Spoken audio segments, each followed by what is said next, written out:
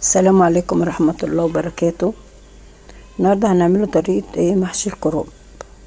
هي طريقة سهلة جدا، وهي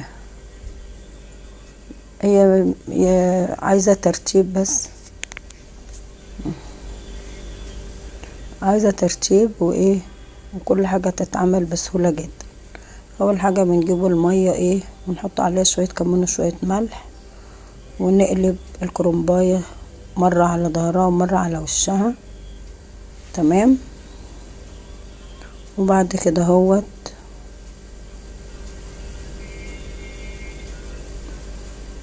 نقلبها. بس هي مهم جدا جدا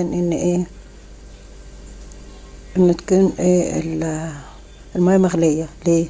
عشان اول ما نسقطها تبدأ تخش في السوا، وبنطلع الورقة سليمة من غير ما تتقطع ولا اي حاجة. خلي بالكم من النقطة دي، عشان الورقة ما تتقطع هتهدر معاكم.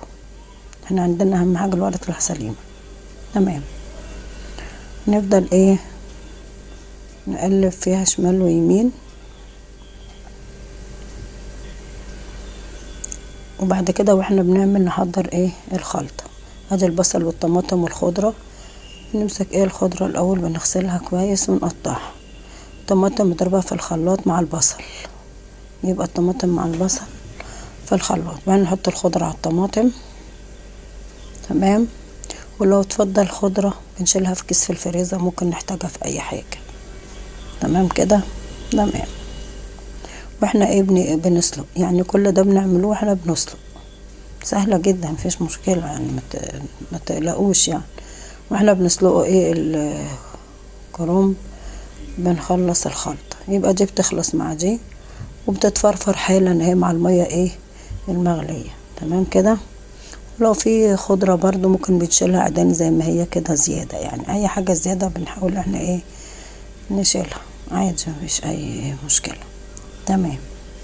وبعد كده بنجيب الرز ونغسله، ونحط عليه شوية سمنة شوية زيت على الرز. بعد كده بنحط التوابل بتاعتنا. تمام. اهم حاجة التوابل بتاعتنا الكمون وملح، الفلفل الاسود، واي توابل عايزين انتوا بتحبوا تحطوها حطوها، يعني ما تفرقش، تبع من الحاجة اللي انتوا بتحبوها في التوابل تحطوها. بعد كده بنقلب الخلطة كلها على بعض.